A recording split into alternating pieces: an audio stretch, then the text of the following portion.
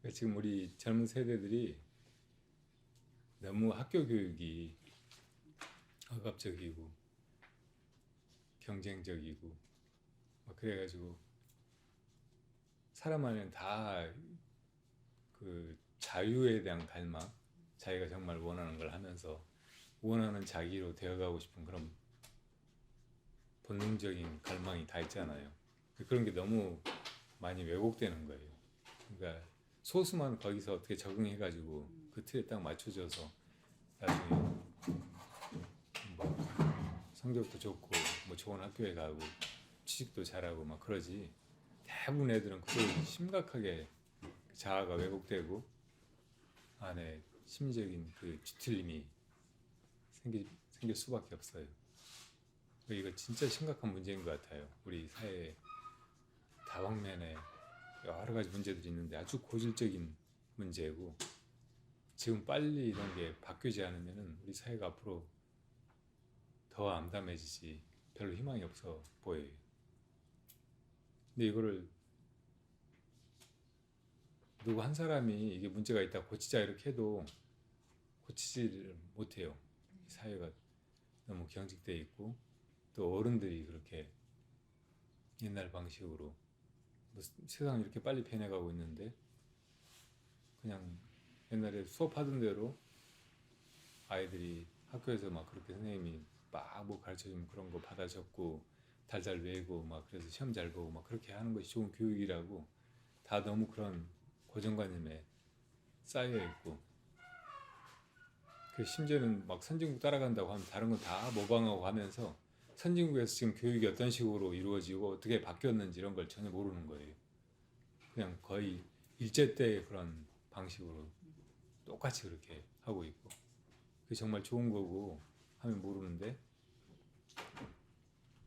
우리나라 아이들이 워낙 이제 두뇌가 우수하고 또 하도 그렇게 닥달해서 몰아대니까 그런 속에서 이제 어떻게 라도 그냥 뭐 시험 보면 성적은 잘 나오니까 학력의 수준이 다른 어느 나라보다 높잖아요. 그러니까 그런 것 때문에 이게 옳은가 보다 생각하고 계속 그런 방식만 고수하고 하니까 애들이 그 속에서 당하는 피해라든지 정서적인 어떤 성장의 저해,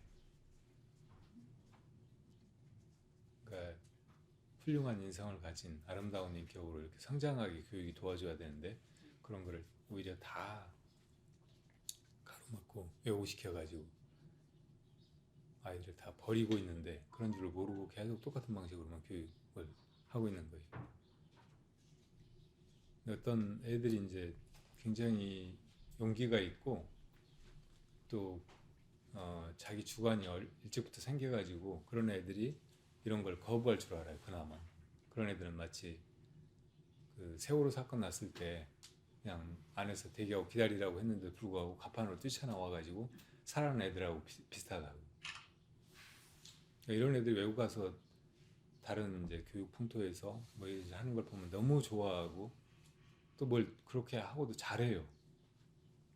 그러니까 아까 그 남자애는 뭐 게임하고 뭐 이래저래 하면서 뭐 무슨 게임인지 모르겠는데 거기 이제 뭐 이렇게 뭐 군장 같은 거 막 그런 걸 꾸리고 막 뭘 그런 걸 장식을 달고 막 이래저래 게임하면서 그런 걸 한다네. 근데 그런 거를 실제로도 구해가지고 뭘 막 하는가 봐요. 근데 그런 거를 외국에서 막 이렇게 주문해서 막 여기 친구들한테 주고 막 하는 거를 해보다가 그런 감각이 생긴 거예요. 그래서 뭐 디자인하는 무슨 회사 그런 데서 뽑혀가지고 거기서 뭐 일찍 돈도 벌고 막 잘 나간다는 거예요. 근데 그 회사가 또 망했다네. 그래서 다른데 어디를 취직 원서를 낸다는데 그런 원서를 어 뭐 이것저것 갖춰야 될 서류가 굉장히 많아가지고 미국의 다른 친구들은 그런 것도 잘 못 쓴대요. 그래서 지원해도 아마 자기가 붙을 거라고 확신을 한다는 거예요. 애들 다 못하는데 자기만 그거 했으니까. 그러니까 한국 애들이 그렇게 뛰어난 데가 있는데 그런 걸 살려주는 교육이 돼야 되는데 오히려 죽여가지고 바보 만드는 그런 교육을 막 그렇게 열심히 하고 있으니까 돈 들여가지고 네 부모님이 다 그냥 죽기 살기로 벌어다가 다 털어넣어가면서 그러고 있으니까 교육부터 빨리 바꿔야 돼. 아이고 진짜. 저희 사촌 오빠도 아이 때문에 이민을 간 케이스거든요. 그 작은 아이가 맨날 학교에 불려가는 거예요. 엄마 아버지가. 애가 미국에서? 이상하다고. 미국에서? 아니, 한국에서? 우리나라에. 네. 그러니까 저 국가장학금으로 세관에서 근무하시다 국가장학금으로 이제 미국에 2년 근무를 하다가 왔는데 공부를 하다가 왔는데 이제 그때 걔가 초등학교 8살이었는데 초등학교 들어가니까 이제 선생님한테 맨날 지적을 받는 거예요. 그러니까 약간 HD 그런 게 ADHD 너무 그런 많죠. 네. 그래서 걔 때문에 이민을 결심해서 뉴질랜드로 갔거든요. 근데 제가 가봤을 때가 걔가 고등학생 때였는데 뉴질랜드 참 좋은 나라 같아요. 예, 너무 편안하고 애가 그러니까는 그 언니가 말씀하시기를 여기에 오지 않았으면 우리 애가 저렇게 밝게 웃는 얼굴을 볼 수 있었을까 싶다고. 근데 그 위에 누나는 있는데 걔는 미국에서도 잘하고 한국에서도 잘하고 뉴질랜드 가서도 잘하는 거예요. 잘하는 애는 그냥 계속 잘하는데 약간 조금 네 우리나라 교육 체계에 안 맞는 애들은 거기 가서 오히려 네 잘 하더라고요. 적응을.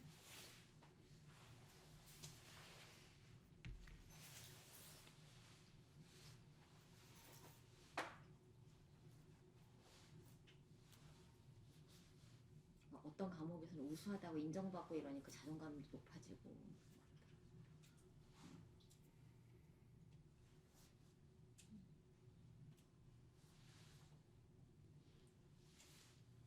정말 홈스쿨은 어떻게 생각하세요? 뭐 여러 가지 방식의 대안이 나와야 돼요. 여러 대안 학교도 있지만 정말 크게 맘먹고 도박하듯이 아이를 그런 데 보내는 부모가 소수 있고 나머지는 다 그게 좋은 것 같긴 한데 혹시 그랬다가 애가 대학 못 가면 어쩌나 하고 그런 데를 못 보내. 요즘에 인간 그리고 극장에 나오는 프로에서 어떤 이제 부모가 아이를 직접 가르칠 수 있겠다고 생각하는 아주 소수가 홈스쿨링을 하죠. 그런데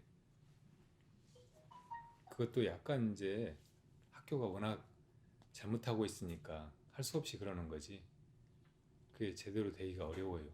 부모가 뭐 직장이 있고 시간을 다 할애하고 막 그러지 못하면 학교에서 같이 하루 종일 선생님하고 친구하고 뭐 이렇게 어울려가지고 좋은 교육이 일어난다면 훨씬 그게 효율적이고 특히 이제 인생의 중요한 부분이 사람하고 혹은 주변의 다른 사물이나 뭐 벌어지는 것들하고 관계를 맺는 거잖아요. 관계를 맺고 거기서 이제 바르게 처신하고 살아가게 도와주는 거. 그러니까 예를 들면 사회성을 길러주는 거. 그런 거를 홈스쿨링 가지고는 다 못하잖아요.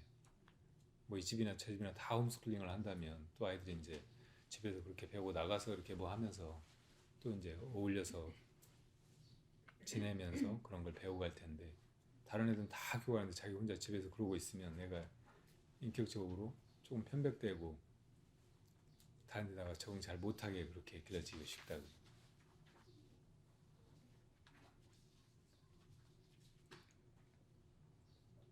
근데 우리가 이 교육의 분야에서도 전통적인 교육 방식, 그 동양 사회에서 그렇게 이제 이 세대들을 교육에다가 많은 걸 걸고 많은 걸 털어 넣어서 이렇게 해온 아마 지역 사회가 별로 없을 거예요. 우리나라만큼. 근데 그런 거를 잘 계승하고 또 그 좋은 점을 끊어지지 않게 잘 이어왔어야 되는데 이제 일제치하에 들어가고 또 해방되고 나서는 서양의 어떤 모든 방식을 다 받아들여가지고 그것만 무작정 답습하면서 죽기 살기로 안 뒤처지려고 선진국 빨리 되려고 달려오다 보니까 네 어서 오세요.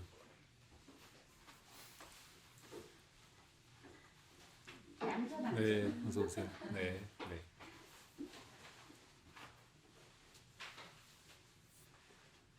우리 것 중에 좋은 것과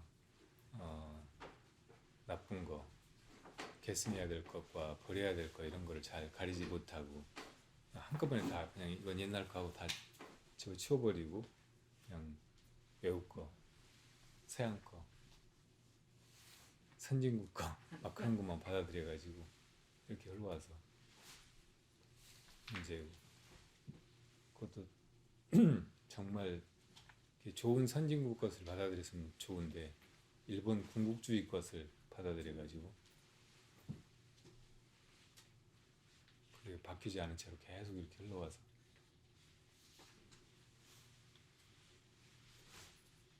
얼마 전에 최재천 교수님이라는 분이 있잖아요. 그분이 서울대 출신이고 하버드 출신이래요. 그 두 군데를 다 거쳐가지고 이제 두 대학의 학생들을 비교해 보니까 서울대생들이 그 하버드나 미국의 다른 대학들 학생들에 비해서 학업 성취도는 굉장히 높은데 이 토론식 교육 이런 데 너무 생소한 거예요. 그런 걸 시키면 너무 못해. 근데 지금 미국의 교육은 토론식 교육이어가지고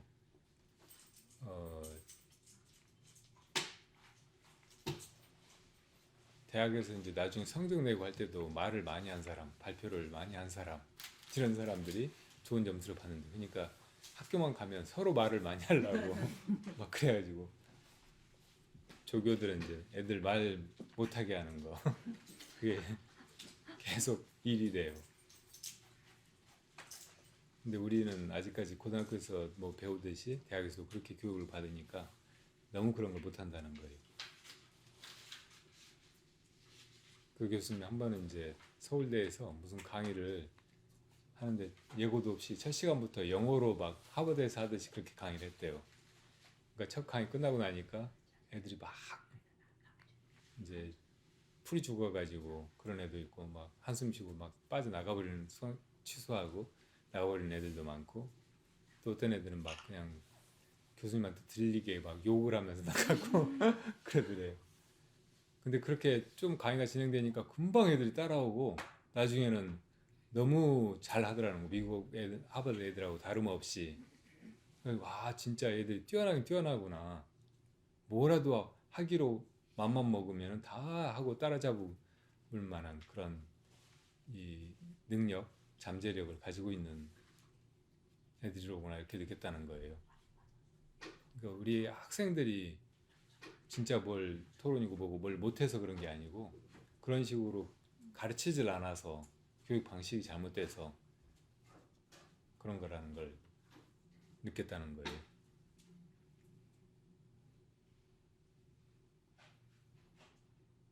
그냥 막 떠들고 막 자기 주장만 하고 뭐든지 막 이렇게 논쟁만 하려고 하고 하는 그런 태도도 꼭 바람직한 건 아닐 수도 있어요. 다른 쪽의 방식은 이제 얘들을 훈육하는 거잖아요. 막 야단치듯이 막 이것도 몰라 막 하면서 네 바보 같은 놈들아 이건 알아야지 하고 막 그렇게 그런 교육을 받는 것도 되게 그냥 피동적이고 수동적이고 그런 것만이 아니고 인격적으로 그렇게 건강하게 자유롭게 성장하지 못하게 하니까 별로 바람직한 건 아니죠. 근데 어떤 때는 그런 식으로 해야 사람이 다듬어지거든요. 좋은 나무를 만들려고 할 때 불필요한 가지는 일찍 잘라주고 그러면 이제 그 영향이 더 잘 가가지고 이렇게 좋은 나무로 빠르게 성장하듯이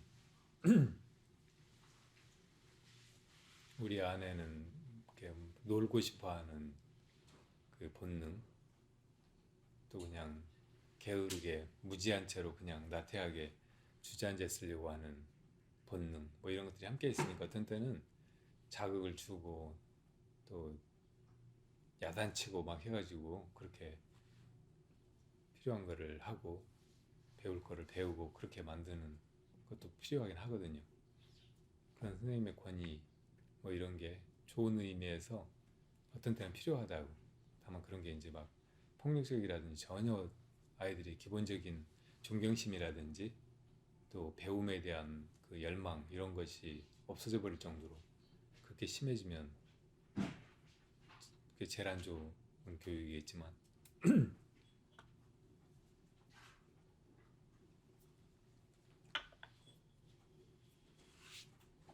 누구나 알듯이 제일 위대한 스승은 부처님이고 부처님의 그런 교육학 이것도 동서고금의 가장 탁월한 것이에요.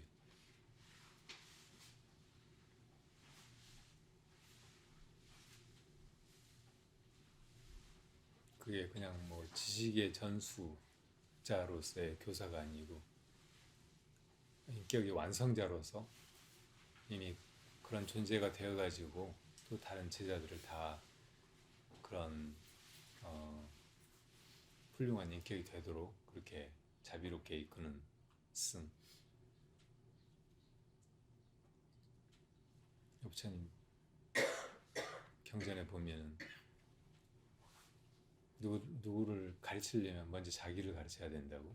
자기를 가르치는 사람이 다른 사람을 제대로 교화할 수 있고 자기를 가르치는 마음으로 다른 사람을 가르치고 하면은 자기 자신도 이렇게 성장하고 한다고 말씀하셨는데 부처님이 그렇게 가르치신 분이죠.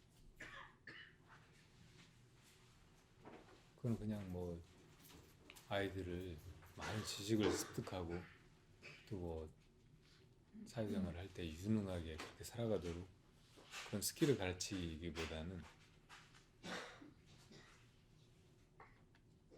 그러니까 누가 봐도 훌륭한 인품으로 느끼고 본받고 싶어하고 또 그 사람처럼 살아가면 이렇게 이 인생이 정말 가치 있고 행복하고 또 다른 사람을 이렇게 돕는 일이 되는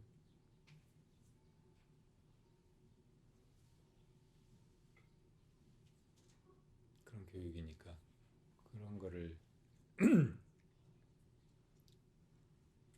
오늘날의 학교에서 제자들을 가르치는 교사들이 먼저 배워가지고 교육에 임할 수 있으면 좋을 텐데 근데 세상은 이렇게 막 엉망으로 가니까 불교가 정말 바른 방향을 제시하고 사람들이 이끄는 등불이 되고 하면 좋을 텐데 점점 사람들은 불교에서 멀어져 가고 있어요. 불교를 돌아보려고도 하지 않고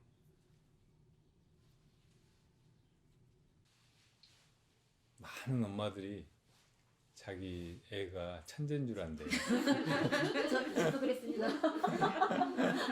아, 영재. 근데 천재가 아닌데 천재인 줄 아는 게 아니라 실제로 아이들은 다 천재예요 원래. 정말 신기하잖아요. 그 막 젖 먹고 똥 오줌 못 갈던 애가 좀 크면서 막 이렇게 말 배우는 거 뭐 하나만 해도 또 어떤 상황에서 뭐 하는 거 보면은 어떻게 그렇게 그런 어린애가 하는지 너무 놀랍다고. 그런 게 다 천재성이에요. 불교시로 이야기하면 어릴 때 그런 신통력이 제일 기탄 없이 이렇게 막 발휘되니까 그렇게 어른들 놀라게 하는 거죠. 어른들이 그런 걸 보고 이제 감동하고 거기서 많이 배우기도 하고 자기를 되돌아보기도 하고 그런 아이들이 가지고 있는 천재성을 죽이지 않고 개발하는 거 이것이 이제 교육이 해야 될 일인데 그리고 다 저마다 그런 천재성이 조금씩 다르게 발현돼요. 어떤 애는 뭐 수학은 되게 못하지만 공 가지고 노는 걸 되게 잘할 수 있단 말이에요. 그럼 걔가 그쪽에 천재성이 있는 거거든요. 얘는 공부 못한다고 멍청하다고 바보 취급하면은 나중에 아무것도 잘 못해. 사람이 이 자아가 어떤 상태에 있는가 여기 따라서 자기 안에서 뭐 기량이라든지 잠재적인 천재성이 기탄 없이 터져 나오기도 하고 그렇지 않으면은 이 자아 때문에 멀쩡하게 있는 그 가능성이 전혀 밖으로 나오질 못하고 스스로 그냥 자기를 바보라고 규정지어가지고 그렇게만 살다 말 수도 있거든요. 그런 거를 어른들이 혹은 선생님들이 잘 이렇게 열어주는 거, 그러면서 또 그런 게 이제 너무 오만해진다든지 이기적이 되지 않도록 그걸 이제 같이 이렇게 길러줘가지고 그렇게 이제 아주 적당한 자존감, 그리고 다른 사람들 존중하고 배려하고 하는 어떤 이타심, 이런 것이 함께 있는 그런 인격으로 이렇게 길러주면 아이도 행복하고 사회도 건강하고, 뭐 그러기만 하면 뭐 여러 가지 이제 시대적인 문제 혹은 자연의 여러 도전들. 네, 어서 오세요. 그런 것도 별 문제가 안 돼요. 어차피 세상 산다는 건 가끔가다 아프고 또 그러다가 죽는 거니까, 그런 속에서도 아주 의미 있는 그런 인생을 살아나가고, 교육은 그걸 도와주는 거지. 뭐 돈 벌게 해주고 취직하게 해주고 잘난 척하고 그냥 다른 사람 막 무시하고 혼자 막 출세하고 다른 사람 위에 떵떵거리고 못된 짓 하고 막 그렇게 만드는 게 아니잖아요. 근데 우리 교육은 후자에 그런 짓을 더 많이 하고 있다.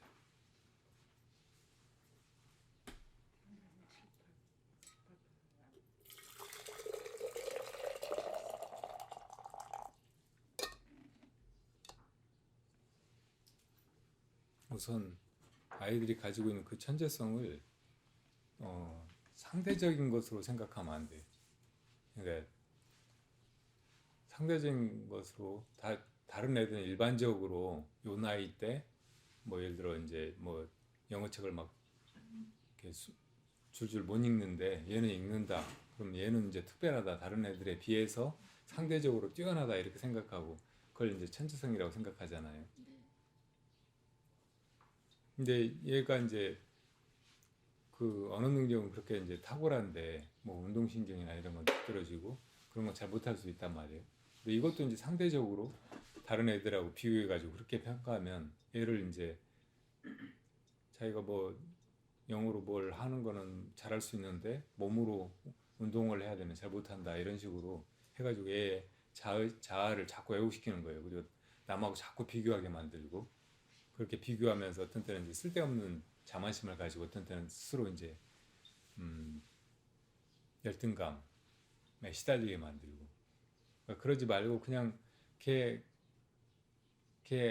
그 한 개체가 절대적으로 가지고 있는 여러 가지 장점, 여러 가지 또 이제 뭐 한계나 뭐 단점 이런 거를 잘 스스로 알고 그냥 그 안에서 단점도 어느 정도는 이제 커버하고 장점은 잘 살리고 그렇게 살아가도록 도와주면 된다고.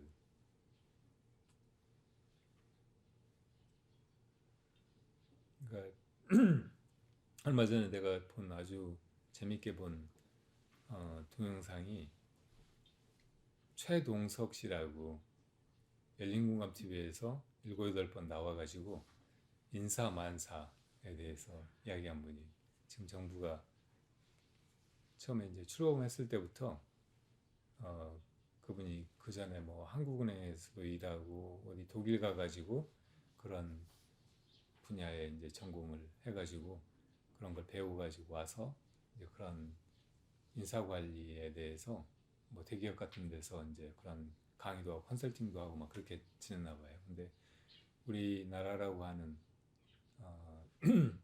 이 큰 사회에서 인사가 어떻게 돌아가는가 이렇게 보니까 독일에서 배웠던 것에 비해서 너무 그런 개념도 없이 그냥 엉망으로 모든 일이 일어나고 있는 거예요.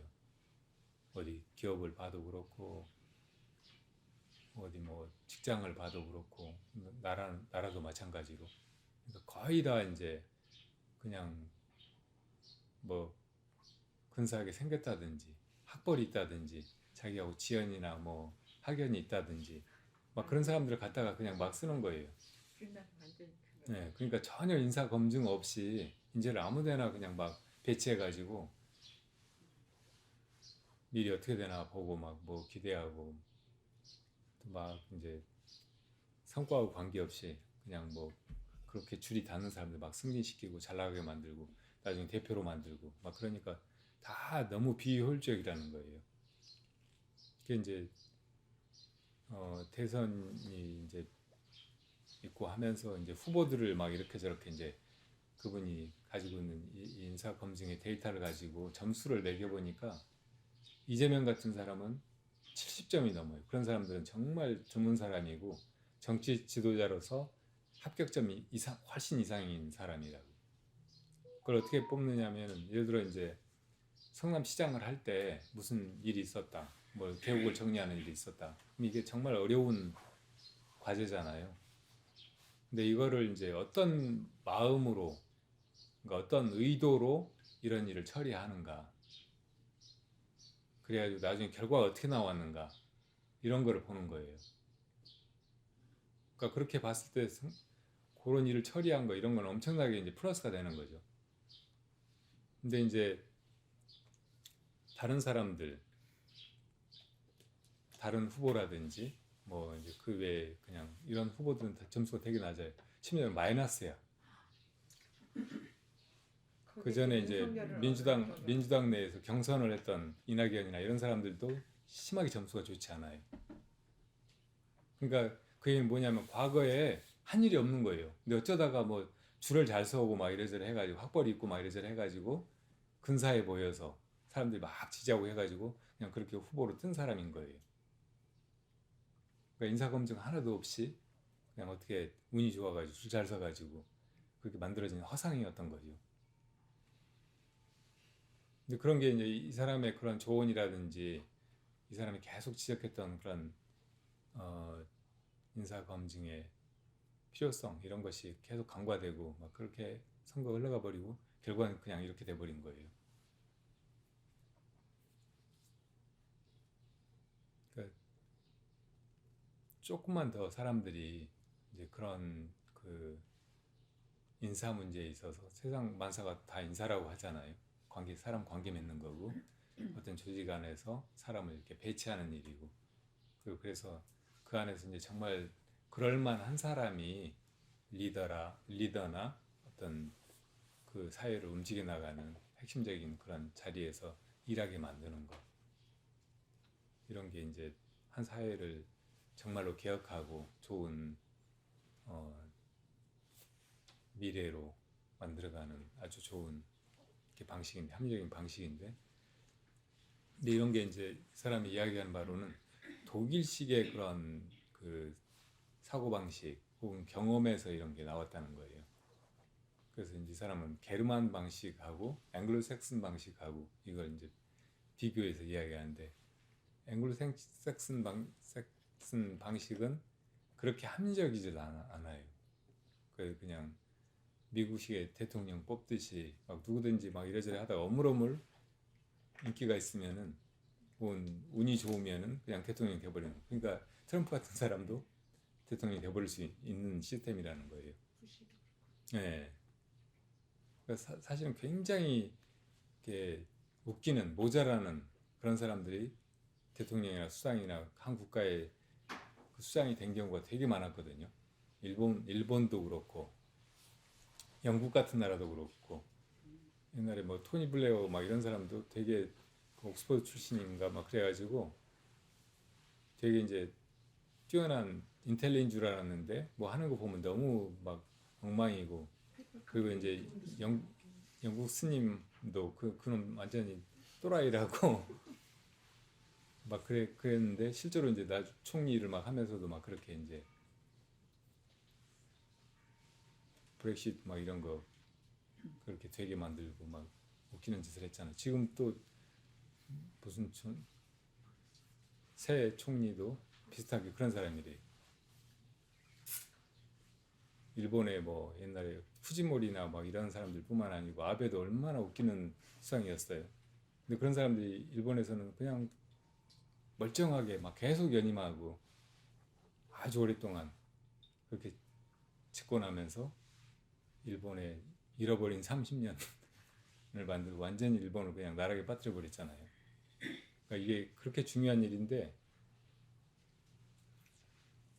게르만 방식, 합리적인 방식 이래저래 사람을 검증하고 또 어릴 때부터 기르고 그러니까 그 지금 독일의 그 민주주의가 굉장히 어릴 때부터 아이들을 뭐 그 학교에서 뭐 반장 선거라든지 뭐 이런저런 그런 걸 뽑는 것부터 이제 좀 크면서 이제 지역사회 이론으로 청소년기부터 뭐 지역사회 지자체 그 장이나 뭐 그런 위원들을 뽑는 것부터 그런 걸 하면서 훈련이 되는 거예요.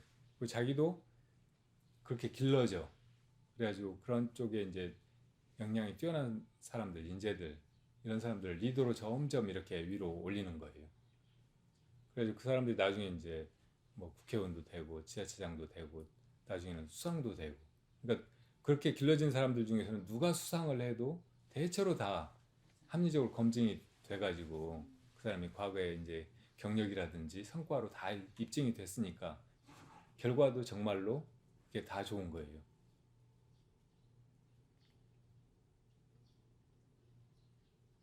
지난번에 그 여자 수상이 누구지? 앵겔라 메르켈. 어 누구? 앵겔라 메르켈. 메르켈. 그 사람도 되게 잘하는 수상이잖아요. 네. 독일이. 그 동독 네. 사람이고 한데 그런 검증을 거쳐 와서 그게 잘하는 거예요. 또 이제 여러 가지 비리도 있고 엄청난 권력 싸움이 있고 막 하지만 중국 같은 사회주의 국가에서 그런 식으로 조금은 그런 식으로 된다고 공산당 청년부터 가입해가지고 막 이래저래 하면서 길러져가지고 거기서 막 뭐 이래저래 해가지고 나중에 전인대까지 올라가고 그 중에 아주 뛰어난 엘리트들이 나중에 이제 추석까지 되고 막 이래저래 하니까 이제 모택동태 해가지고 여러 번 막 시행착오도 있고 장단점도 있고 또 중국 그 공산주의 체제가 가지고 있는 고질적인 그 병폐 뭐 이런 것도 있고 부패도 있고 막 그렇긴 하지만 그래도 어떤 직책이 오른 사람들은 역량이라든지 하다못해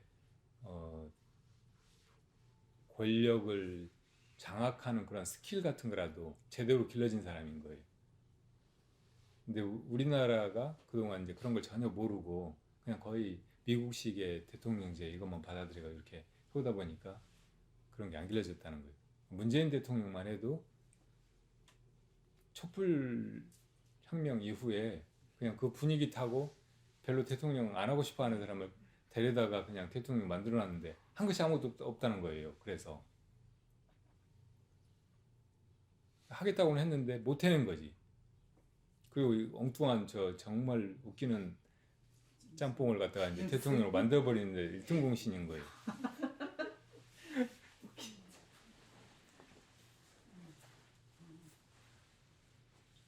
근데 내가 이제 그 강의를 듣고 아주 그렇구나 하면서 막 감동을 하고 그랬는데 한 가지 조금 이제 그 아쉬운 점은 이 인간 사회라든지 사람의 의식이 합리적인 영역만 있는 게 아니거든요. 분명히 이제 뭐 직관이라든지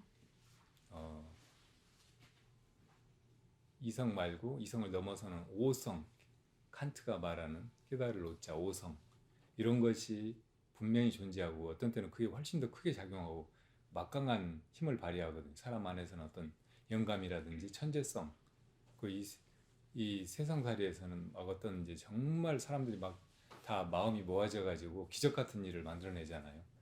그런 거를 할 수 있게 만드는 그런 측면이 또 있는 거예요. 근데 그런 거를 앵글로색슨 쪽에서는 어떤 때는 그런 게 발현되는 사람들이 나와 가끔. 그러니까 아주 뛰어난 사람, 천재적인 사람, 막 그런 사람들이 나와가지고 그런 그 천재적인 끼를 발휘하면서 막 엄청나게 사회를 변화시키고 막 발전시키고 상상도 못할 만큼 기적 같은 그런 성공을 이뤄내기도 할 수 있는 거죠.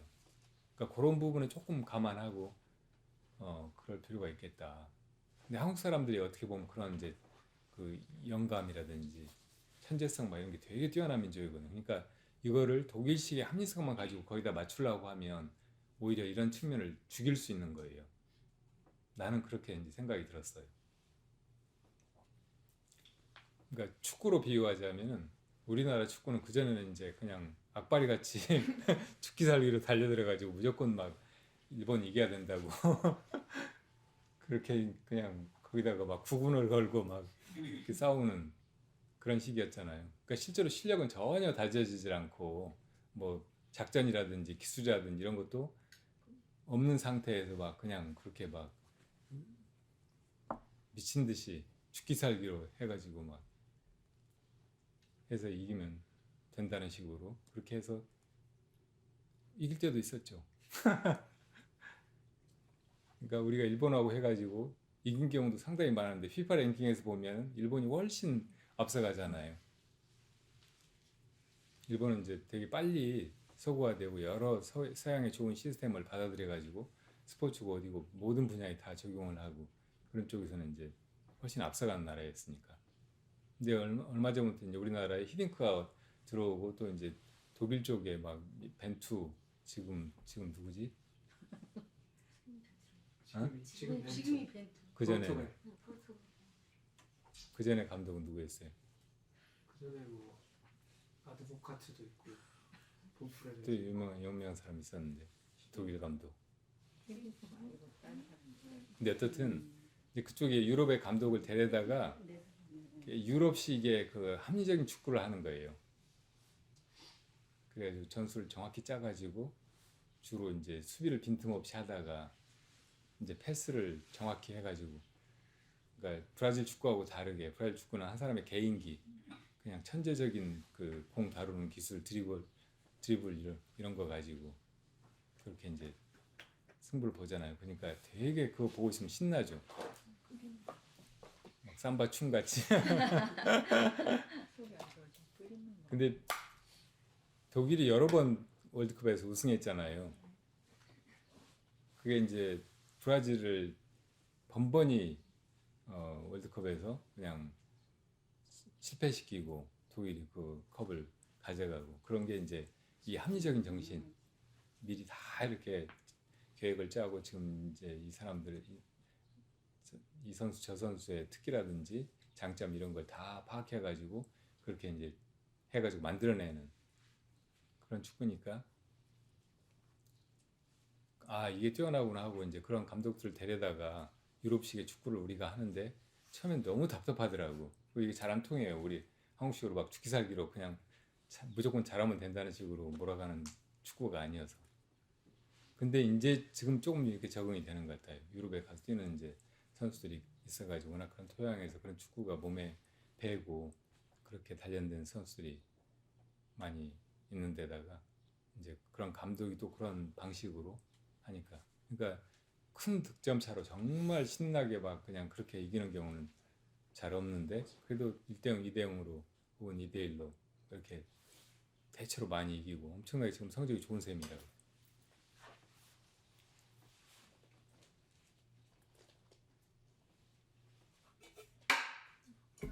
여기서 이제 조금 한국 사람들이 가지고 있는 그 끼 이런 거를 약간 앵글로색슨 방식의 그런 자유롭게 해라, 그리고 그냥 다 쏟아내고 막 신나게 해라, 막 이런 식으로 선수들을 힘을 주고 그렇게 이제 막 몰아가는 약간 박항서 같은 그런 리더십이 조금 축구에 필요하다는 생각이 든다.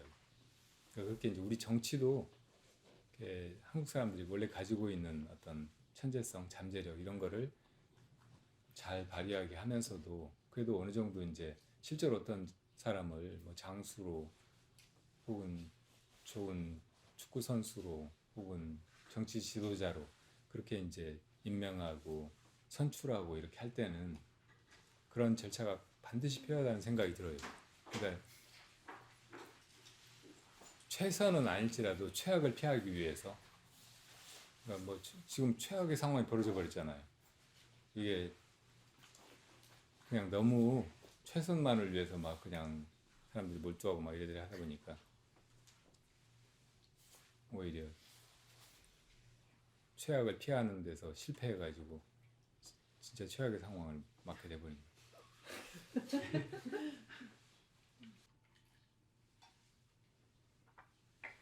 스님 이 분위기에 안 맞는데 저 얘기해도 돼요? 뭐든지 맞아요. 네, 그 사람이. 해보시죠. 분위기가 아침에 오다가 저기 이 청지보살님이 태워다 준다고 그래가지고 이제 하남 검단산으로 가게 됐어요. 집에서요. 네. 버스 지하철 하나를 놓치니까 금방 갔나 봐요. 27분을 기다려야 된대요. 아침에는 그렇지. 지금 여기에서 이제 기다리고 있는데 이제 기다리고 있는데 어디다가 뭐 할 것도 없잖아요. 그래서 그 행복한 불교 일기님한테 이제 문자를 보냈어요. 나 지금 27분을 기다려야 된다고. 그랬더니 그분이 한참 있다 보니까 연락이 온 거예요. 지하철에서 와이파이가 터지고 우리나라 좋은 나라. 어? 나 원래 그거 인터넷 밖에 나오면 못했었거든요. 누가 어떻게 만져줬나 봐요. 밖에서 이제 그게 되는 거예요 이제. 그랬더니 문자가 들어가서 있으니까 27분이 그렇게 길일 수가 없는 거예요. 그래서 이제 하나 마천 차가 또 지나가요 이제. 그냥 거기인데 보니까 사람들이 많이 탄 거예요. 가득 탔어요. 근데 어떤 아저씨가 금방 차가 문이 닫혔는데 막 그냥 총주먹질을 해. 그 차 놓치면 안 되는 거야 이제. 현장에 일하러 가는 아저씨야. 내가 이제 나도 이제 그렇게 한참 기다리고 있으면서 이제 그런 풍경을 봤는데 그런데 그 다음에 이제 27분이 있어서 그냥 문자를 몇 번을 했잖아요. 이제 그거를 그냥 했잖아요. 우리나라 좋은 나라 하니까 이제 막 나 지금 27분 기다리는데 시간이 20분, 7분이 이렇게 기냐고 이제 집에서 일할 때는 금방 가는데 왜 이렇게 하니까 그 보살님이 그렇게 했더라고. 어젯밤에 12시가 넘어서 내가 거기다 보냈어요. 나 내일 바람은 만나러 가는데 너무 설레 내가 막 그랬더니 이래. 아니 보살님은 10년 동안 그렇게 설레요 그러는 거야. 바람을 만나러 가는데 지금도 10년 동안 한결같이 그렇게 설레요 그래. 근데 그거 아침에 이제 보고 나서 이제 한가하니까 저기 뭐 일하던 손이라서 뭐를 안 하고 있으면 그게 좀 손이 불안했나 봐요. 그래서 이제 문자 할 줄 안다고. 그랬더니 그 보살님이 와서 이제 지하철 탔어. 앉을 자리가 없어. 그 세상에 아침 그 시간에 다 현장으로 일하러 가는 아저씨들 같아. 나이 잡순 아줌마들도 그냥 옷차림새 보면 아저씨들은 그만 다 야구 모자야 작업복에. 그 지하철에 앉을 자리가 없어서 이제 서서 이제 그 문자를 해서 듣고 이제 그러고 왔는데 이 얘기는 꼭 내가 오늘 스님한테 가서 들려드리고 해야 되겠다. 우리가 저 높은 자리에서 정치 얘기만 하고 있을 것은 아니고 사실은 응? 우리들이 이 생업에서 먼저 우리들이 해야 되는데 응? 그냥 정치 얘기만 그건 사실은 또 정치 사람들 끼리끼리 하고 응? 자 그런데 사는 사람들은 하루라도 안 벌면 못 살으니까 그 아침 시간에 그 지하철 하나 놓쳐가지고 그냥 그 안타까운 아저씨를 보니까 이렇게 나처럼 좋은 곳에 오려고 이렇게 응? 그 잠깐 놓쳐가지고 조금 일찍 왔으면 27분은 안 기다려도 되잖아요. 그 차 배차 시간이 그렇게 긴지를 몰랐어요. 그래서 오면서 이제 이 보살님한테 얘기하고 이제 그런데 뭔 얘기는지는 모르겠지만 정치인들이 그냥 그렇게 하루에 일을 그렇게 시작하는 그분들을 좀 만나고 일을 해주고 그러겠어요. 우리가 뭐 지금 된 사람은 우선 먼저 끌어내릴 생각을 먼저 하는 것보다는 네? 우리들이 먼저 지금 어떻게 좀 사는 사람들은 하루도 진짜 30분도 길은데 너무 길어요. 못 사는 사람들은. 그러니까 좀 어떻게 좀 잘 되게 서로 간에 좀 했으면 좋겠어요. 어쩔 수 없이 팔자가 그렇게 가기로 돼 있으면 우리들 팔자가 응? 잘 살게끔 서로 좀 해줬으면 좋겠어. 이거 근데 뭔 얘기인지는 모르겠어요. 근데 팔자대로 살자는 뭔지 거지. 모르겠어요. 제가 다 알아들었어요. 형제가 많아요. 많은데 형제가 많아요. 한쪽에는 완전히 저기 뭐야 보수. 더불어민주당, 한쪽은 완전히 이 국민의힘이에요. 중간에 있으면서 내가 그랬어요. 만나가지고 난 지금 6.25 때 같으면 살겠다 내가 그랬어. 낮에는 이리 가고 밤에는 이리 가고. 그랬더니 섞인 것 같다. 나 섞여서 나는 어디든지 살래니까. 무슨 중도네 그죠? 난 어디든지 살래니까 사실은 이거는 우리들이 이렇게 이렇게 바닥에서 사는 사람들이 예? 정말 좀 다 받는 거잖아. 이제 더 어려우면. 그러니까 내가 살겠다니까 얘는 그냥 열이 나고 얘는 이제 좋아서 죽고. 참 지금 너무나 이게 갈라지는 게 사실은 제가 봤을 땐 너무 문제인 것 같아요. 이게 너무 갈라져 있는 거는 사실은 이거는 정상은 아닌 것 같아요. 너무 갈라져 있는 거는. 어떻게 지도자들이 조금 합치는 걸 해줘야지.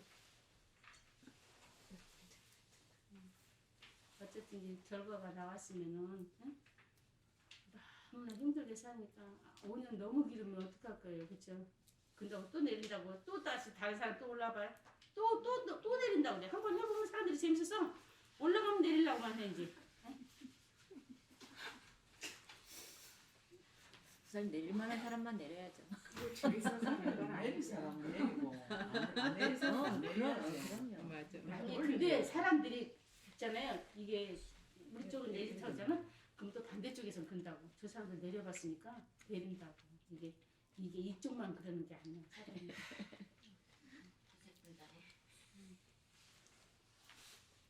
일단 법의 시간에 그런 얘기를 좀 하려고 하니까요. 네. 좀 답을 기다려 보시죠.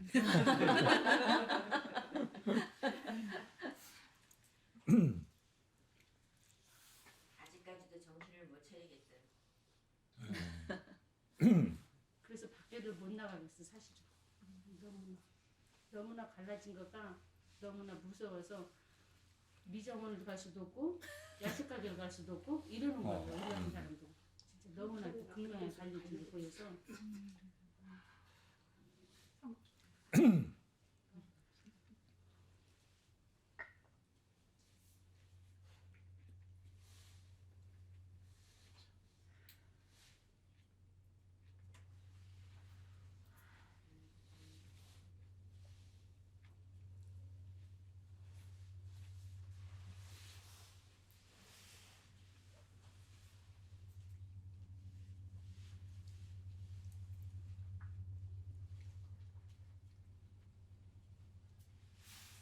지금 우리 정치하고 관계없이 우리가 살면서 겪게 되는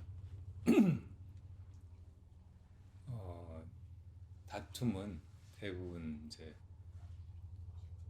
힘겨루기, 싸움이거나 아니면 옳고 그름을 가지고 정의 불의를 가지고 일삼는 시비거든요, 시비. 근데 이게 굉장히 우리들한테 심리적으로도 고통스러운 거고, 그런 이제 싸움이나 시비가 심해지면은 사람 사이를 갈라놓고 우리를 나중에는 정말로 충돌하게 만들고 다투고 막 싸우고 서로 죽이고 전쟁을 하고 막 그렇게 만드는 거거든요.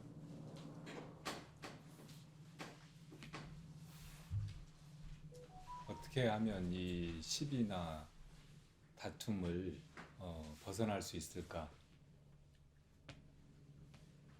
이게 이제 인류사를 통틀어서 계속 좋은 미래나 좋은 세상을 꿈꾸고 지향하는 사람들이 다 가지고 있는 숙제 같은 거예요. 근데 그런 것에 대해서도 여러 가지 이제 정치적인 주장이나 이론 막 이런 것이 난무하고, 뭐 이렇게 해야 이제 좋은 세상이 된다 하고 막 사회를 다 뒤집어 가지고 혁명을 일으키려고 했던 그런 사상도 있었고, 뭐 그런 사상이 아니어도 세계 도처에서 사실은 계속 그런 이제 정치적인 싸움, 갈등, 권력 투쟁이 벌어져 온 것이 인류 역사죠. 인류만 그런 게 아니고 동물들만 이렇게 살아가는 걸 봐도 다 그런 싸움 속에서 그냥 겨우겨우 이렇게 목숨 부지하고 살다가 잡아먹을 만큼 잡아먹고 살다가 나중에 잡아먹혀가지고 죽는 그런 어이없는 아수라장이 중생의 세계라고. 부처님이 이제 이런 문제의식을 가지고 어떻게 이런 문제를 해결할까 하고 이제 구도의 여행을 떠나서 내면에서 그 실마리를 찾아낸 거예요. 이 12장단은 혹은 그 갈등이나 싸움은 어디서 벌어질까? 부처님이 나중에 결국 그 원인으로 찾아내신 것이 불교적인 용어로 하면 무명인데, 좀 쉽게 이야기하자면 나를 남이나 다른 것, 바깥 세상으로부터 분리된 어떤 것으로 잘못 생각하는 거예요. 이게 다 이제 우리 마음으로 만들어낸 거고 꿈 같은 것이고, 그런데 꿈속에 이것과 저것을 따로따로 다른 것이라고 생각하고, 이것이 이제 제일 중요하고 중심에 있는 것이고, 어떻게든 이거를 지키고 또 이게 이제 편안하고 행복하고 좋아야 된다, 이런 식으로 생각하면서 그 이기심이 나중에는 이제 다른 사람을 무작정 이제 적대시하거나 경쟁 상도로 생각하거나 먹고 먹히는 관계로 생각하고, 그냥 자기가 그 싸움에서 이겨가지고 먹히는 자가 아니고 잡아먹는 자가 되려고 하는 그런 마음의 어리석음에서 비롯됐다는 것을 깨달으신 거죠. 그래서 이제 이 자아를 내가 다른 것들과 다른 존재란, 이게 정말로 있는 그렇게 소중한 것이라는 이 착각을 깨뜨려 버리고 그걸 이제 무아를 깨달으셨다고 하는 거죠. 그걸 깨달아버림으로써 그 전에 가지고 있던 시비심, 또 다른 자기와 다른 존재들하고 막 겨루고 다투고 싸우고 하는 그런 투쟁심, 이런 거를 이제 다 벗어나 버리게 된 거예요. 그 길을 이제 부처님 제자들한테 가르치신 거고, 금강경에 보면은 수보리를 제일 이호가란 이라고 칭찬하시고, 무쟁삼매에 제일 깊이 들어간 제자라고 칭찬하시고 있잖아요. 그 무쟁삼매, 이게 우리 마음이 고요하게 본래 그 자리에 이렇게 있으면 그걸 열반이라고 하잖아요. 삼매라고 하잖아요. 근데 그게 무쟁의 마음인 거예요. 내가 없으니까, 무아를 깨달아 버렸으니까 다른 존재하고 다툴 일이 없어. 시비하거나 싸울 일이 없는 거죠. 부처님이 이제 그 길로 제자들을 이끄신 거고, 그걸 깨달으라고 하신 건데, 그거 제일 잘 이루는 사람이 수보리라고. 수보리와 반야로 나라든지 남이라든지 뭐 이 세상이라든지 이런 게 다 사실은 꿈결 같은 것이고 실제하는 것이 아니라는 것을, 다 공한 것이라는 걸 깨달아 버리고 그렇게 이룬 삼매인 거예요. 부처님이 그러셨듯이. 그러니까 사실은 이 세상에 온갖 시비나 다툼이 아주 없어지려면 내면에서 길을 찾아가지고 자기 안에 화상, 자아, 자의식, 이걸 깨트려야 된다고. 뭐 깨달을 것도 없이 이게 본래 없는 것이라는 것을 스스로 돌아봐야 돼. 깨달아야 돼. 그것만이 길이고, 그것만이 사실은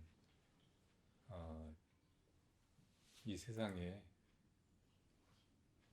몸뚱이를 가지고 자의식을 가지고 살아가는 것들이 서로 항상 다투고 먹고 먹히고 하게 마련이니까, 그러니까 겉보기에는 계속 그런 싸움이, 시비가 있는 것 같지만 그래도 내면적으로는 확실한, 영원히 잃어버리지 않는 그 편안함, 안락함, 이걸 회복하는 길이라고.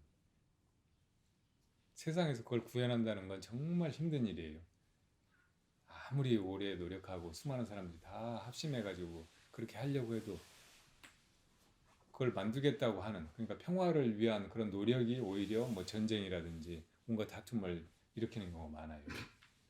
이것저것이 옳은 생각이라고 해서 그런 걸 막 주장하고 하다 보면 그게 하나의 이데올로기가 되고, 또 그런 이데올로기와 다른 어떤 주장이 나타나고, 그래서 또 싸우고 부딪히고 계속 그렇게 이런 주장과 저런 주장이 부딪혀가지고 서로 그냥 생겨났다 없어지고 생겨났다 없어지고 그것만 반복할 뿐이지 근본적으로 그런 게 없는 미래 이런 건 불가능한지도 모른다.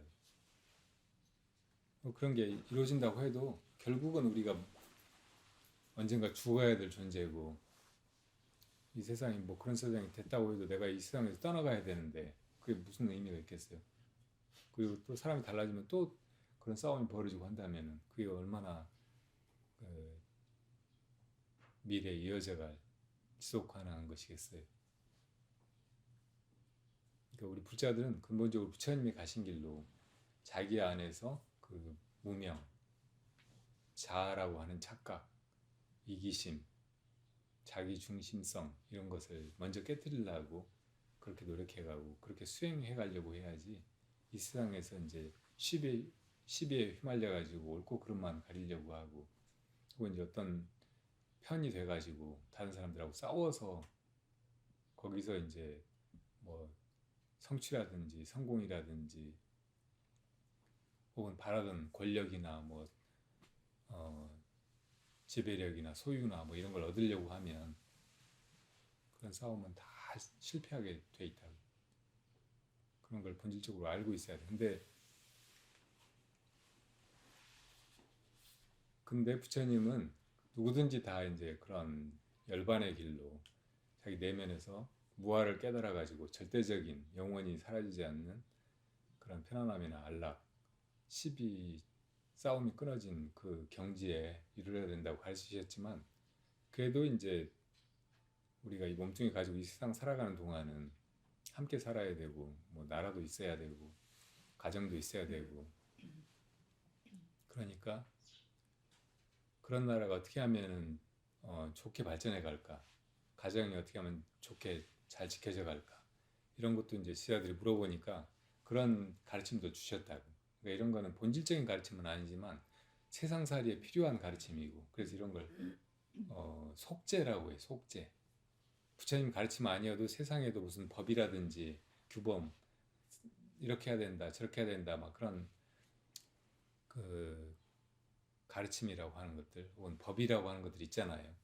그러니까 그런 거를 다 속죄라고 한다고. 근데 이 속죄도 이제 살다 보면 이 세상에서 이렇게 같이 살라고 하면 무시할 수가 없는 거예요. 그러니까 그런 것도 부처님이 가르치셨듯이 우리가 불자로 살아가면서 나는 불자니까 그냥 수행만 하고 이 세상 나 몰라. 남들이 어떻게 하든 우리나라가 어떻게 되든 이렇게만 생각하면 또 안 되는 거예요. 그리고 다 시비하지 마라, 싸우지 마라. 왜 그렇게 그냥 다 싸우냐? 다 그냥 하나가 돼가지고 서로 자비롭게 그렇게 살아야지 이렇게만 생각하고 실제로 이제 어떤 경우에 한쪽이 분명히 잘못됐고 불이한 그런 의도나 욕심을 가지고 다른 사람들을 괴롭히거나 다른 사람 것을 뺏고 있는데도 싸우지 마라. 그냥 서로 그냥 다 인정하고 그냥 누가 그렇게 막 차지하려고 하고 뺏어가려고 하면 그냥 줘버려. 막 이렇게만 말하면 안 되는 거예요. 그러니까 지금 이제 보살님한테 미리 조금 얘기하고 싶은 거는 그런 부분도 있다는 것을 알고 있어야 된다고. 그러니까 쉽게 생각해 보면 아들 둘이 있잖아요. 근데 그 아들이 둘이 싸워요. 그럴 때 무조건 싸우지 말라고 하는 것도 어떤 데는 필요하다고. 싸우지 않는 것이 좋고 그 싸우는 것이 서로 이제 다 같이 불행해지는 길이고 서로 위하면서 형제니까 서로 의지하고 서로 믿고 존중하고 그렇게 살아야지 왜 싸우느냐고 그렇게 훈계를 할 때도 필요하잖아요. 근데 어떤 경우에 이제 예를 들어 형이 동생 것을 막 뺏고 막 동생을 때리고 막 그런다 그러면은 야 싸우지 마라 그렇게만 해가지고 안 되는 거예요. 형한테 못 그러게 해야지. 동생한테도 야, 네가 참아 그냥 형이 달라고 하면 줘버려 막 이렇게 말하면 안 되잖아요.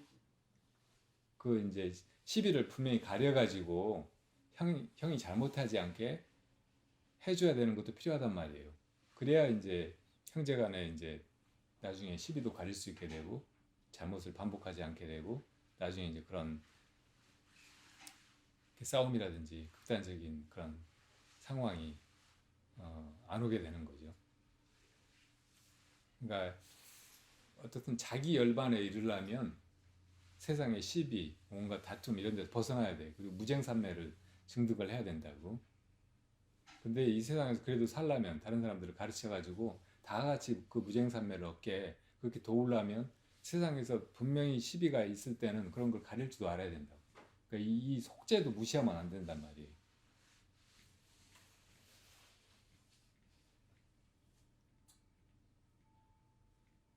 정치라고 하는 것이 이제 부처님 가르침에 의하면 태고 쪽에는 없었어요. 태고에 그 신들이 광음체나 신들이 이 세상에 와서 이제 살기 시작했잖아요. 다 욕심도 없고 다 뭐 자유롭고 안 먹어도 되고 그러니까 뭐 왕도 필요 없고 뭐 어디 다툼도 없고 그런 걸 중재해야 될 권력 같은 것도 필요하지 않고 정치 같은 것도 없고 그랬는데 나중에 이제 사람들이 조금씩 욕심이 생겨가지고 물이나 음식 막 이런 걸 먹게 되고 그러면서 이제 더 많이 가지려고 하고 좋은 거 있으면 뭐 다 챙겨놓고 자기 소유가 생겨나고 막 그러니까 이제 시비나 분쟁이 생기니까 그걸 조정하는 이제 뭐 그런 직책이 소임이 필요했던 거예요. 그래가지고 사람들이 이제 합의해가지고 왕을 뽑는다고 그런 계급이 생겨났는데 그게 크샤트리아인 거예요.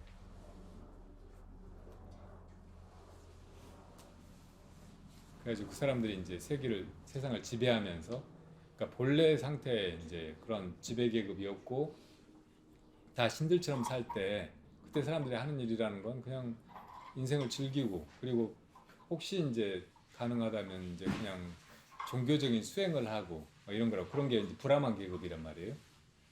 근데 이제 지배 계급이 생겨나면서 브라만 계급이나 크샤트리아를 밑에서 이제 어서 오세요. 밑에서 이제 지탱하고 실제로 이제 생산도 하고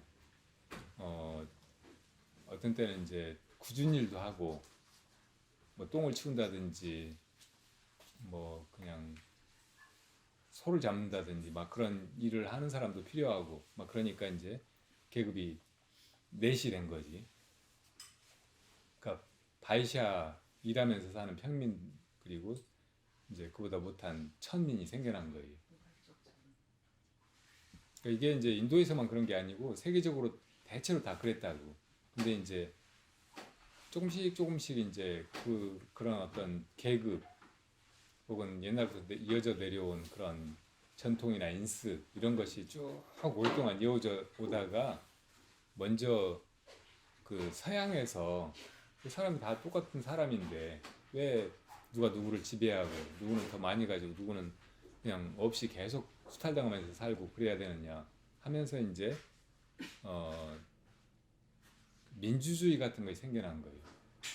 옛날에 이제 아테네에서 옛날 그리스에서 그런 민주주의가 여러 가지 이제 정치 그 제도 중에 하나로 이게 이제 사람들이 다 자유인이고 하면은 이 자유인들이 다 자기 권리를 가지고 자유롭게 살아가면서 또 이제 중요한 일이 있으면 그런 거를 같이 모여가지고 토의해가지고 다수결을 결정하고 이런 식으로 이제 민주주의가 피하는데 그거를 다시 이제 끌어내가지고 이게 이제 중세 르네상스 이후에 다시 이제 피어나가지고 지금 오늘날의 민주주의가 됐다고. 근데 이제 아까 소유 문제 가지고 이 불평등 이거를 막 해결해 보려고 한 사람들은 또 이제 공산주의 이론을 만들어 가지고 막 여기저기서 이제 나라를 막 통째로 뒤집어 가지고 그렇게 이제 재산을 다 뺏어 가지고 같이 일하고 같이 먹고 산다고 그렇게 하기도 하고. 근데 그런 과정에서 막 전쟁도 일어나고 수많은 사람들이 죽고 막 그랬죠. 우리나라도 그런 식으로 6.25 전쟁이 생겨났고.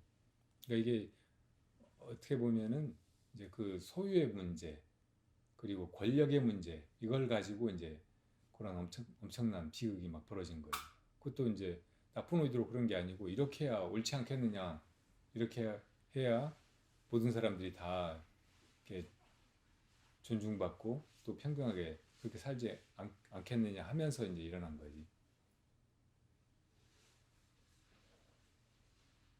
근데 이게 이제 제대로 되려면은 사람 마음 속에 이기심이 없어야 되는데 그런 그 혁명을 공산주의 혁명 같은 걸 일으켰던 사람들 처음에는 목숨 걸고 막 싸워가지고 그 돈 많은 사람들 토지나 뭐 공장이나 이런 걸 가졌던 사람들을 막 죽이고 그런 거를 이제 이루기는 했는데 자기들이 나중에는 그냥 지배계층이 돼버린 거예요. 권력을 자기들이 가지고 자기들 마음대로 하고 자기들 자식들한테 가족들한테 막 그런 걸 다 물려주고. 그러니까 처음에 이제 뭐 그런 주장 명분 이런 건 다 없어져 버리고 그냥 차라리 사람들이 자유롭게 뭐든지 열심히 하고 하고 싶은 거 하고 벌고 싶은 만큼 벌고 그걸 또 자기 것으로 당당하게 쓰고 막 하는 이런 자본주의 이것만도 못하게 이제 돼버린 거예요. 그러니까 지금 사회주의는 세계적으로 거의 다 무너져 버렸다고. 그 틀만 이제 중국 같은데 북한 같은데 조금 이렇게 남아 있지. 그런 사회도 너무 많이 이제 개방돼가지고 거의 자본주의하고 똑같잖아요. 근데 그냥 그런 권력의 지배만 그런 특권 계층한테 옛날에 뭐 혁명했던 사람들 말고 그 뒤 세대 1세대 2세대 3세대가 이제 그런 권력을 장악해가지고 그래가지고 이제 온갖 나쁜 짓을 다 하면서 또 이제 사람들을 지배하고 사회를 그냥 좋은 쪽으로 변화 못하게 그냥 움켜쥐고 있는 거지. 대한민국 사회는 그렇게 이제 서양에서 불어온 민주주의의 바람 혹은 평등한 분배를 주장했던 그런 공산주의의 바람 이런 데서 거쳐오면서 엄청나게 많이 사람들이 죽기도 하고 우리 조상들 보면은 막 옛날에 전쟁 때 막 고생하는 사람이 없잖아요. 그 때문에 막 엄청나게 많은 것들이 파괴되고 아무것도 없는 데서 또 막 사람들이 죽기 살기로 일해가지고 여기까지 또 경제를 일으키고 막 했다고. 근데 여전히 사람들 사이에 그런 이제 사상적인 갈등이라든지 혹은 이제 권력을 자기가 먼저 장악하려고 하는 그런 투쟁심, 권력욕 막 이런 것이 여전히 팽배하니까 계속 지금 한국의 정치도 그런 식으로 막 움직이고 있는 거예요. 그러니까 이거를 그냥 뭐하러 이렇게 막 시비하고 하느냐. 누구든지 해가지고 되면 일단 된 거를 존중하고 그것도 잘할 수 있게 해주고 그 보살님 원칙적으로는 아주 좋은 얘기예요. 근데 만약에 지금 권력이 좋지 않은 세력이 아주 사악한 이기적인 그런 목적으로 권력을 거의 찬탈하듯이 그렇게 장악해가지고 그런 권력을 지금 또 이제 잘못 행사하려고 그래서 이제 그 전에 우리가 그렇게 노력해가지고 이루어온 많은 것들을 다 그냥 망가뜨리고 다시 후퇴시키려고 한다. 그럼 이거를 그냥 가만 놔두고 봐서는 안 돼요. 아이 지금 대통령 기왕 뽑아놨으니까 그냥 잘하게 좀 놔두지. 이제 또 벌써 막 뭐 탄핵 얘기를 하냐고 이렇게 막 이런 자리에서 막 얘기해버리면 안 된다고. 내가 세상 물정 잘 몰라요. 나는 시비도 몰라요. 이런 거하고 똑같은 거예요. 부처님처럼 이제 무쟁산매를 이룬 분이 그런 마음을 가지고 그런데 너무 막 빠지거나 그거를 이제 능사로 생각하고 온통 그 시비 장단에 그냥 휩쓸려 가지고 그런 걸로 서로 막 적대시하고 싸우고 막 편가르고 계속 그렇게 하면은 되겠느냐고 이렇게 이야기하면은 그런 게 조금 먹힐 수도 있는데 나는 막 여당이고 야당이고 다 그냥 별로 싫고 쓸데없는 소리만 하는 것 같고 진짜 일하는 사람들이 좀 제대로 그냥 하루하루라도 걱정 없이 그렇게 살 수 있게 돼야지 뭐하러 이렇게 막 쓸데없는 싸움을 하고 있느냐고 막 이렇게만 하면 또 안 되는 거예요. 옛날에 노회찬 돌아가신 분이 있잖아요. 네, 그분이 아주 진보적인 정당의 이제 대표였는데 그분이 국회에서 이제 돌아가신 뒤에 그 연설이 많이 알려졌는데 무슨 서울에 무슨 버스가 있다고 그 버스 타고 이제 새벽에 한 3시에서 5시 사이에 그 타보면은 아무도 안 타고 있다가 갑자기 어디서부터 이제 막 사람들이 주로 이제 여자분들이 타는데 타가지고 이제 또 가면 어디 다 내리는데 거기가 병원 같은데 뭐 공공시설 막 이런데 가가지고 이제 사람들이 아침에 출근해가지고 쓰기 전에 청소하는 분들인 거예요. 그러니까 그분들은 보통 사람들이 출근해가지고 아침에 깨끗하게 이렇게 청소된 직장에 가가지고 쾌적하게 뭐 일을 하고 막 하지만 한 번도 본 적이 없어. 그러니까 그런 사람이 있는 줄도 모른다는 거예요. 근데 그렇게 일해가지고 받는 돈이 뭐 한 달에 70만 원, 80만 원. 그거 가지고 막 어떻게 이제 그냥 먹고 살아야 되고 막 그런데 그런 사람들은 아무도 안 보는 거예요. 그런 사람들 보호하는 법도 없고 뭐 최저임금제 막 이런 것도 그때는 제대로 되지도 않고 막 그랬잖아요. 그러니까 노회찬 같은 분들이 그분들도 봐야 된다고 하면서 이 사람은 정치인이지만 진짜 정치가 해야 될 일을 한 거잖아요. 그렇게 이제 전혀 이렇게 존재도 안 알려져 있는데 사실은 정말 죽기 살기로 일하고 있고 우리 사회를 실제로 지탱하고 있고 움직이고 있고 우리가 다 먹고 살게 하고 있는 그 사람들을 그래도 주목해야 된다고 배려해야 된다고 그 사람들 위해서 법도 만들고 정치인들이 뭔가 하고 해야 된다고 주장했던 분이 그분이라고 그런 정치인. 그러니까 그런 분들한테 이렇게 박수 쳐드리고 사람들이 조금이라도 의로운 마음이 있고 그리고 우리 좋은 미래 모두가 다 행복하고 편안하게 잘 살 수 있는 그런 대한민국을 꿈꾼다면은 그분들을 지지해드리고 그런 분들을 좋은 정치 지도자가 되게 해드려야 되는 거예요. 이게 이제 보통 사람인 우리가 할 수 있는 정치라고. 그러니까 정치를 떠나서는 살 수 없는 거예요. 물고기가 물 떠나서는 살 수가 없듯이 이 세상이 정치에 의해서 움직여가니까 모든 걸 다 정치가 지배하고 그러니까 법을 만드는 것도 정치고 나중에 이제 무슨 문제가 생겼을 때 뭐 고소고발하고 재판하고 하는 것도 정치고 근데 이런 건 이 막강한 권력을 가진 지배층이 하는 정치잖아요. 근데 사람들은 그런데 끌려가기만 하고 당하기만 하고 그래서는 안 된다고. 비록 존재가 없고 막 그러지만 어쨌든 자기 한 인생은 엄청 힘들게 그냥 뼈 빠지게 고생하고 있고 이용당하고 있고 수탈당하고 있고 지배당하고 있고 막 그런데 그 사람들을 그냥 정치가 외면하면 안 되잖아요. 옛날에는 그랬을지 모르지만 지금 이렇게 민주주의가 발전하고 또 그래도 대한민국이 이렇게 성장하고 좋은 나라가 되어간다고 하는 이런 처지에서는 제일 먼저 거기에 관심을 가지고 정치가 그런 쪽에 그동안 이렇게 길러온 힘, 역량, 권력 이런 거를 투입해야 된다고 그렇게 하게 만드는 거 이것이 이제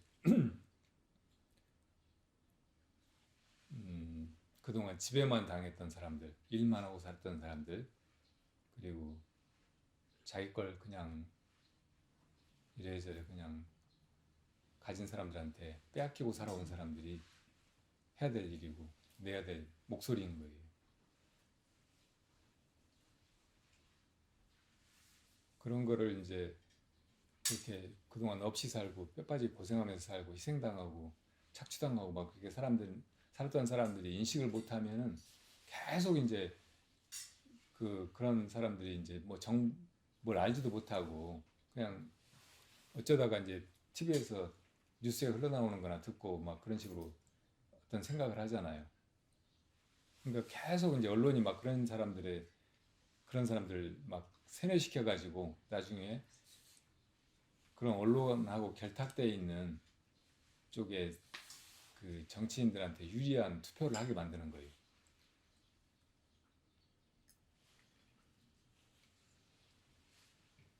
그러니까 그 새벽같이 일어나가지고 어디 가서 청소하고 그냥 또 낮에 뭐 쓰레기 줍고 뭐하고 막 그렇게 사는 사람들이 나중에 투표할 때 보면은 다 응, 보수당 쪽을 찍어.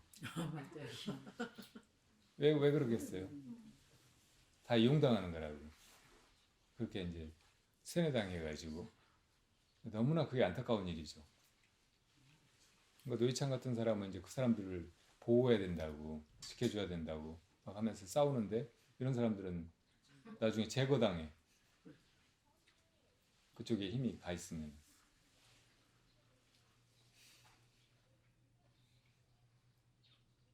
그러니까 이렇게 뼈빠지게 이용당하고 또 나중에 투표에 이용당하고 막 그렇게 이중적으로 이렇게 사는 건 너무나 불행한 일이죠.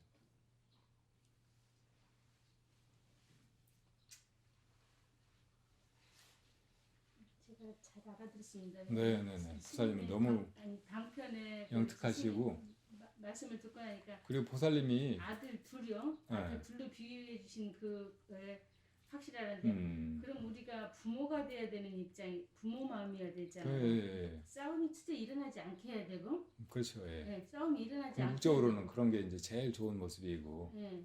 마지막에 좋은 상태니까 한쪽이 너무 그걸 잊어버리면 안 돼. 그런데 한쪽이 자체를 많이 줘서 이쪽이 한쪽이 너무 섭섭하지 않아야 되고 그러니까 실제로 이제 어떤 잘잘못이 있어가지고 그런 시비나 싸움이 벌어졌을 때는 그걸 가릴 수 있어야 된다고.